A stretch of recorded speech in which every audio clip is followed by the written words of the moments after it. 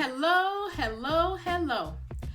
Are you worried that reclaiming your power with confidence and high self-worth will offend others and they won't like you anymore? Do you believe that if you put up healthy boundaries, you will receive backlash? Well, welcome to Starting Your Day with Dr. J. No worries, because today we're going to talk about reclaiming your power.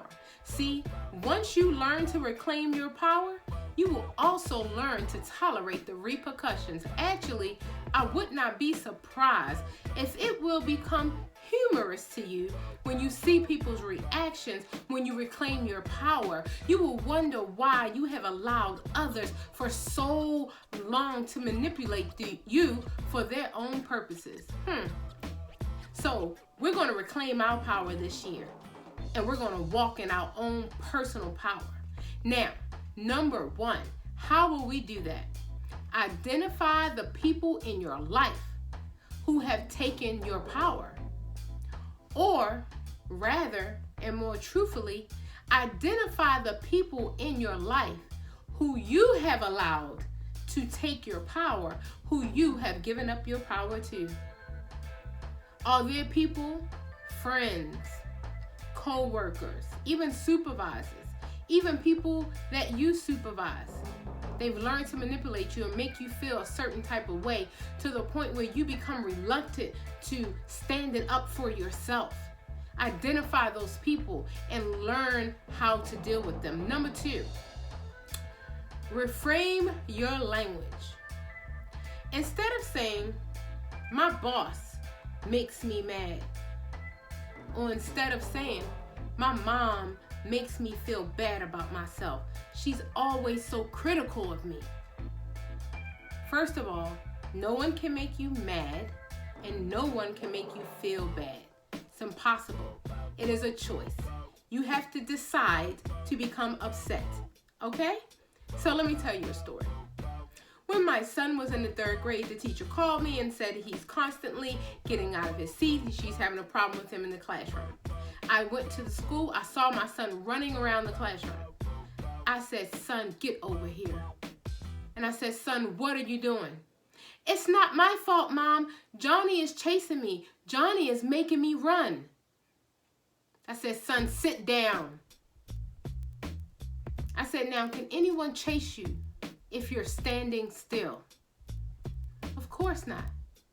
How many people in our lives we're stating that they're making us do something when we're deciding ourselves to take offense? We're deciding ourselves to become upset or to become mad or to feel bad. It's a decision.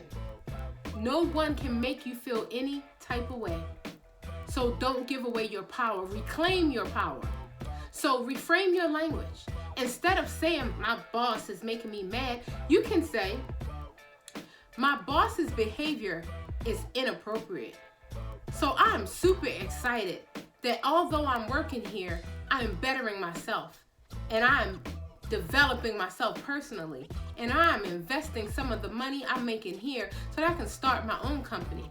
But until then, he's inappropriate and I will not take offense because I know this is not my destiny and my purpose, and I also know that this is temporary. So why would I take it personal?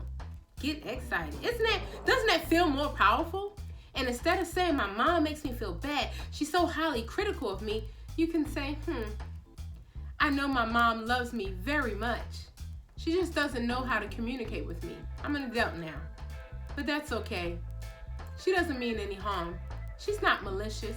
Furthermore, she doesn't know how to speak life into me. So you know what I'm going to do?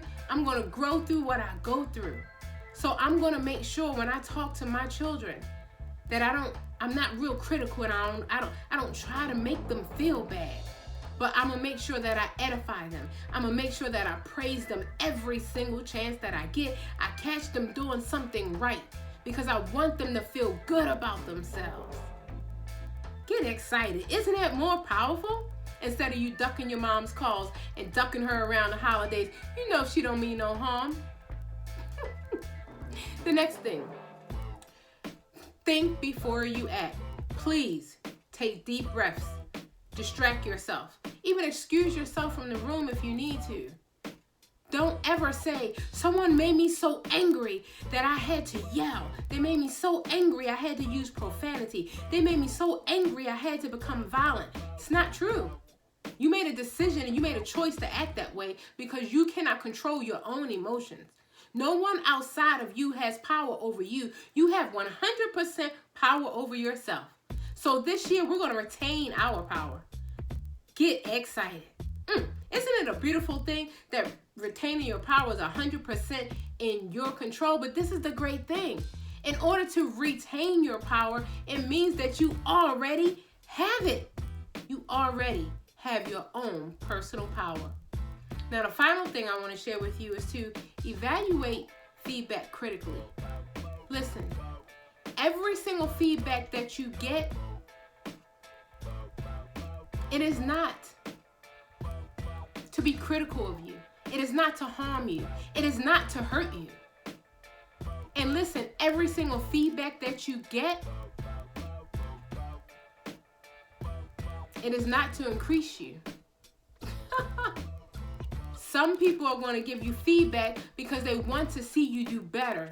And some people are going to be very, very, very critical because they don't want you to know the power that you have in yourself so that they can retain power over you. So this year, let's not take our power for granted, but let's practice walking in our own power. Let's daily practice walking in our power by taking over the way we think, the way we behave, the way we act, and the way we respond. Let's be proactive and let's protect ourselves like no one else can.